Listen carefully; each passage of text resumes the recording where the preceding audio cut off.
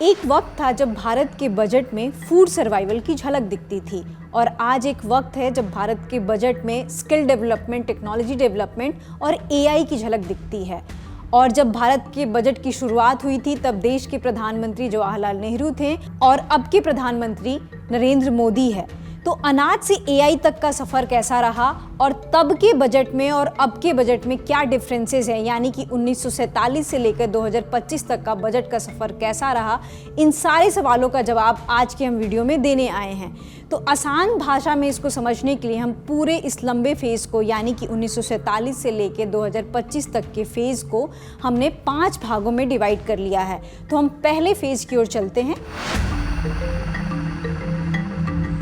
पहला फेज़ जो था 1947 से 1960 के बीच का था, जिसको हम फाउंडेशन एरा और सर्वाइवल एरा भी कह सकते हैं।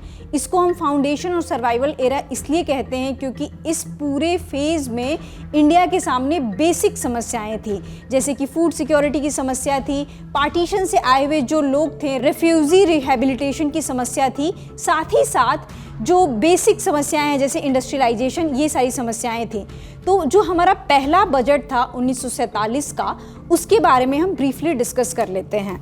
तो जो हमारा पहला बजट 1947 का था उसको पेश किया था आर.के. सन्मुख शेट्टी ने, जो कि इस देश के पहले फाइनेंस मिनिस्टर थे।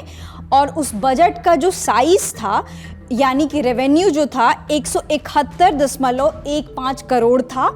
और ओवरऑल जब हम देखते हैं रेवेन्यू एक्सपेंडिचर, यानी कि खर्च कितना होने वाला था, तो 197.39 करोड़ था, जिसमें 26.24 करोड़ का घाटा दिखाया गया था।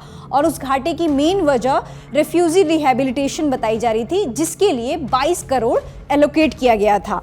दूसरा इस फेज का सबसे बड़ी जो समस्या थी वो फूड सिक्योरिटी की समस्या थी, जिसकी झलक हमें 1951 और 52 के बजट में दिखती है। इस समय एक कैंपेन का जिक्र हुआ था, ग्रो मोर फूड कैंपेन। ये जो कैंपेन है ब्रिटिश टाइम में इसकी शुरुआत हुई थी और इसका बेसिक जो एम था कि वर्ल्ड वॉर 2 के बाद से जो फूड शॉर्टेज हो गया था उसको कैसे दूर किया जाए, तो इस कैंपेन के थ्रू हुआ था, जिसकी चर्चा 1951 और 1952 के बजट में हमें देखने को मिली थी। साथ ही इसमें इस बात का भी डिस्कशन किया गया था कि यूएस से इंडिया 2 मिलियन टन गेहूं का खरीदारी करेगा। तो ये दिखाता है कि उस समय इंडिया जो food security wise self sufficient नहीं था, उसको दूसरे देशों पे डिपेंडेंट होना पड़ता था। साथ ही इस पूरे फेज का सबसे बड़ा जो चेंज था और सबसे बड़ा जो हाईलाइट था वो प्लान एरा था, क्योंकि इसी फेज में 5 ईयर की प्लानिंग की शुरुआत हुई थी और इंडस्ट्रियलाइजेशन की नींव रखी गई थी। उसकी भी झलक हमें दिखती है। उस समय के जो फाइनेंस मिनिस्टर हैं, 1955 और 56 के हम बजट की बात कर रहे हैं, उस समय के जो फाइनेंस मिनिस्टर थे सी.डी. देशमुख थे। उन्होंने कॉटेज इंडस्ट्री को पूरी तरह टैक्स फ्री कर दिया था। साथ ही जो कॉटन क्लॉथ पे जो एक्सपोर्ट ड्यूटी लगते थे उसको घटाकर 6.5% कर दिया गया था। और उन्होंने मैरिड लाइफ और जो भी शादीशुदा लोगों की जीवन है उसके ऊपर भी, उनके भी स्टैंडर्ड ऑफ लिविंग पे ध्यान दिया गया था। तो ओवरऑल जो इंडिया का आम जनरेशन है और आम जीवन है, उनके स्टैंडर्ड ऑफ लिविंग पे ध्यान दिया गया था, यानी कि 2000 रुपये तक कमाने वाली जो भी फैमिलीज़ हैं उन पर कोई भी टैक्स नहीं लगाया गया था। अब हम दूसरे फेज की ओर आते हैं। दूसरा फेज था 1960 से लेके 1989 तक। इसको हम मिडिल एरा भी कह सकते हैं, क्योंकि इस एरा में एग्रीकल्चर और डिफेंस पे भरपूर ध्यान दिया गया था। इसमें एक बजट का हम डिस्कशन करेंगे। 1963 से 1964 का जो बजट था उसको वॉर टाइम बजट भी कहा जाता है। उसे इसलिए कहा जाता है क्योंकि ये वक्त था जब इंडिया चाइनीज़ एग्रेशन से डील कर रहा था और इस समय जो डिफेंस का एक्सपेंडिचर था उसको बहुत ही बढ़ा दिया गया था। और उस समय जो राशि एलोकेट हुई थी डिफेंस एक्सपेंडिचर के लिए वो 867 करोड़ हुई थी। साथ ही इसमें दूसरा महत्वपूर्ण बजट जो था 1970-71 का था, जिसको इंदिरा गांधी ने पेश किया था। इस बजट को कहा जाता था कि ये सोशलिज्म से प्रभावित बजट है। और इसके स्पीच में इंदिरा गांधी ने कहा था, मैं उनकी स्पीच को कोट कर रही हूँ, आमतौर पर यह माना जाता है कि जब देश की उत्पादन क्षमता नहीं बढ़ेगी और राष्ट्रीय संपत्ति में इजाफा नहीं होगा, तब तक समाज, अर्थव्यवस्था और राजनीति में स्थिरता नहीं आ सकती। लेकिन साथ ही यह भी जरूरी है कि देश की तरक्की तब तक टिकाऊ नहीं हो सकती जब तक समाज के कमजोर वर्गों के कल्याण पर ध्यान ना दिया जाए। तो ये ओवरऑल दिखाता है कि गरीब वर्ग पर इसमें ध्यान देने की बात कही गई थी, साथ ही साथ रूरल डेवलपमेंट की भी बात कही गई थी, जिसके लिए 25 करोड़ रुपए एलोकेट किया गया था।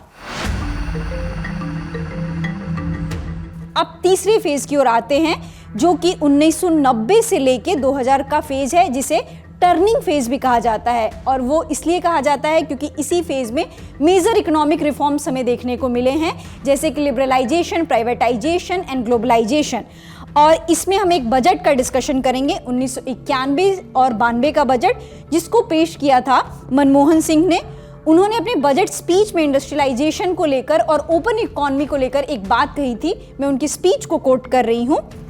इंडस्ट्रियलाइजेशन यानी कि औद्योगिकरण के लगभग 40 साल की योजना के बाद अब देश उस स्तर पर पहुंच गया है जहां फॉरेन इन्वेस्टमेंट से डरने की नहीं बल्कि उसका स्वागत करने की ज़रूरत है। मतलब इस फेज में इंडिया क्लोज्ड इकोनॉमी से ओपन इकोनॉमी बना और मॉडर्न टैक्सेशन पर भी ध्यान दिया गया, साथ ही नॉलेज इकोनॉमी को भी बढ़ावा दिया गया। यहाँ पे नॉलेज इकोनॉमी से तात्पर्य ये है कि रिसर्च एंड इनोवेशन की इकोनॉमी, और साथ ही साथ हम ये देखते हैं कि साइंस पे भी ध्यान दिया गया। जैव विज्ञान के नारे को मजबूत किया गया और साइंस एंड टेक्नोलॉजी को ग्रासरूट लेवल पर कैसे मजबूत किया जाए, इन सारी चीज़ों का सुधार इस पूरे टर्निंग फेज में रहा।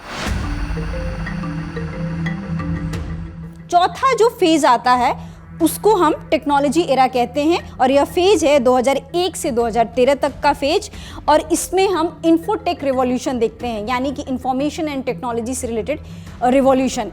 और इसमें जो युवाओं का कंट्रीब्यूशन था, चाहे वो सिलिकॉन वैली में हो, चाहे वो हैदराबाद में हो, चाहे वो बेंगलोर में हो, उनके आईटी सेक्टर में कंट्रीब्यूशन को रिकग्नाइज किया गया था सरकार द्वारा। इसमें एक बजट का हम डिस्कशन करेंगे, 2000 से लेके 2001 तक का बजट, जिसमें SC ST के वेलफेयर स्कीम्स पे भी पुरजोर ध्यान दिया गया था। और जो उनके लिए वेलफेयर स्कीम्स की जो राशि थी 72 करोड़ एलोकेट पहले थी, जिसको बढ़ाकर 130 करोड़ कर दिया गया था। तो हम ये देख सकते हैं कि दोगुनी उनके वेलफेयर स्कीम्स पर ध्यान दिया गया था। और एक और महत्वपूर्ण चीज हुई थी, वो हुई थी किसानों का कर्ज माफ किया गया था। तो इस एरा को डेट रिलीफ एरा भी कहते हैं। इसमें हम 2008 और 9 के बजट को डिस्कस करेंगे, जिसमें 1 से 2 हेक्टेयर लैंड होल्डिंग वाले जो भी किसान थे उनके सारे कर्ज को माफ कर दिया गया था, और बाकी के जो किसान थे उनके साथ वन टाइम सेटलमेंट किया गया था, यानी कि 75% कर्ज उन्हें खुद चुकाना था और 25% जो उनके कर्ज का हिस्सा था उससे सरकार ने माफ कर दिया था। अब हम 5वें फेज की ओर आते हैं, जो कि हम फिलहाल का फेज कह सकते हैं, और नरेंद्र मोदी, अरुण जेटली और सीतारमन का भी फेज कह सकते हैं। इसको 2012 से और 2025 का टाइम पीरियड दिया गया है। ये 5वां फेज है, और इसको मॉडर्न फेज भी कह सकते हैं और एस्पिरेशनल भी फेज कह सकते हैं। इसमें हम देखते हैं कि एक ही प्रधानमंत्री रहे, नरेंद्र मोदी, और हमारे समक्ष 2 फाइनेंस मिनिस्टर रहे, अरुण जेटली और सीतारमन। इसमें भी कुछ बातें डिस्कस की जानी चाहिए, जैसे कि नरेंद्र मोदी सरकार का पहला बजट 2014 से 15 का बजट, जिसमें 100 स्मार्ट सिटीज़ की बात की गई थी, साथ ही साथ डिजिटल इंडिया, स्किल इंडिया की भी बात की गई थी। उसके बाद दूसरा जो सिग्निफिकेंट बजट आया था 2016 और 17 का आया था, जिसमें फार्मर्स पर विशेष ध्यान दिया गया था और उनके इनकम को डबल करने की बात की गई थी कि 2022 तक उनका इनकम डबल हो जाएगा। और इसका तीसरा जो महत्वपूर्ण बजट है 2017 से 18 का बजट, ये one of the significant budget रहा है नरेंद्र मोदी एरा का। और इसमें हम देखते हैं कि बहुत सारे इकोनॉमिक रिफॉर्म्स दिखे। जो पहला इकोनॉमिक रिफॉर्म्स है वो डीमोनेटाइजेशन है, और दूसरा GST दिखा।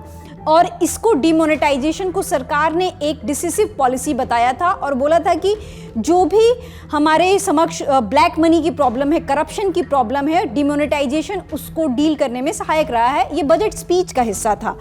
और उसके बाद हम रीसेंट बजट को जब डिस्कस करते हैं तो उसमें 2023 और 24 का बजट आता है, जिसमें 7 प्रायोरिटीज़ की बात की गई थी। स्क्रीन पर आपको 7 प्रायोरिटीज़ का पिक्चर दिख रहा होगा। इसमें inclusive development, youth power, green growth की बात की गई थी।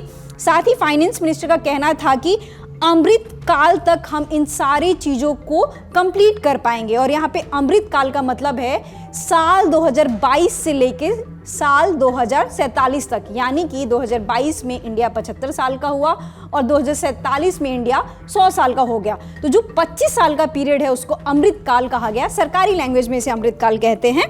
और अब हम लास्ट बजट को डिस्कस करते हैं। लास्ट बजट जो था, जो 24-25 का बजट था, इसमें जो टोटल बजट का साइज था 3.17 लाख करोड़ रुपए था। तो हम देखते हैं कि हमने शुरुआत जो की थी 197 करोड़ से की थी, लेकिन 197 करोड़ से लेकर हम 3.17 लाख करोड़ तक पहुंच गए हैं।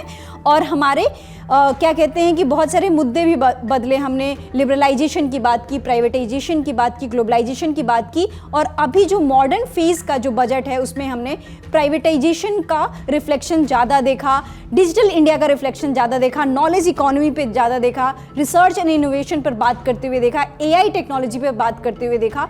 तो ये जो बजट का सफ़र रहा है 1947 से लेकर 2025 तक, इसमें हमने देखा कि किसानों की बात अभी भी की गई है, तब भी की जाती थी, लेकिन उसके मेथड्स चेंज हो गए हैं। तो ओवरऑल जो बजट है वह सरकार के जो किसी भी देश के इकोनॉमिक हेल्थ का इंडिकेटर होता है। साथ ही साथ इकोनॉमिक हेल्थ के इंडिकेटर के साथ साथ वो सोशियो पॉलिटिकल रिफ्लेक्शंस भी दर्शाता है। कभी सोशलिज्म की झलक दिखती है, कभी प्राइवेटाइजेशन की झलक दिखती है। इसलिए हम बजट को सरकार का मूड भी कह सकते हैं।